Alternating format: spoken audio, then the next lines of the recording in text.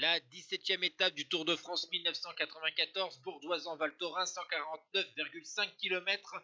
Un début d'étape marqué notamment par la chute de Marco Pantani, mais heureusement pour le grimpeur italien, le col du Glandon a été escamoté. Puis à l'ascension du col de la Madeleine, on va assister à de nombreuses attaques et Rhys Ugrumov pour la formation Gewis, accompagné d'un Colombien de la ZG Mobili, Nelson Rodriguez, sont donc sortis du peloton. Rhys va faire un gros travail dans ce trio pour permettre d'avoir jusqu'à 5 minutes d'avance sur un peloton emmené par la formation Banesto du maillot jaune, Miguel Indurain. Et on va attaquer l'ascension finale de Val Thorens, 36 km à 5% de moyenne. Et on a donc deux hommes à l'avant de la course puisque Rhys a été distancé.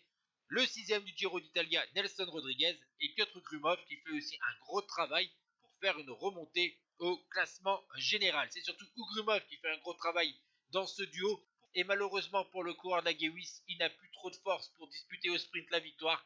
Et la victoire revient donc à Nelson Rodriguez de la ZG Mobili, deuxième Piotr Ugrumov. Du côté du groupe maillot jaune, eh bien à 5 km 500 du sommet, Marco Pantani, après un gros travail de ses équipiers et des équipiers de la Festina, eh bien le grimpeur italien va finir le troisième de l'étape à 1,08, tandis que Virang, Zule et Indurain vont franchir la ligne avec un retard de 2 minutes et 37 secondes. Luc Leblanc, lui, est 7ème à 2,40 devant Roberto Conti, le vainqueur de l'Alpe d'Huez. Et au classement général, Indurain reste en jaune devant Virenque à 7,21. Pantani remonte à 8,11 devant Luc Leblanc.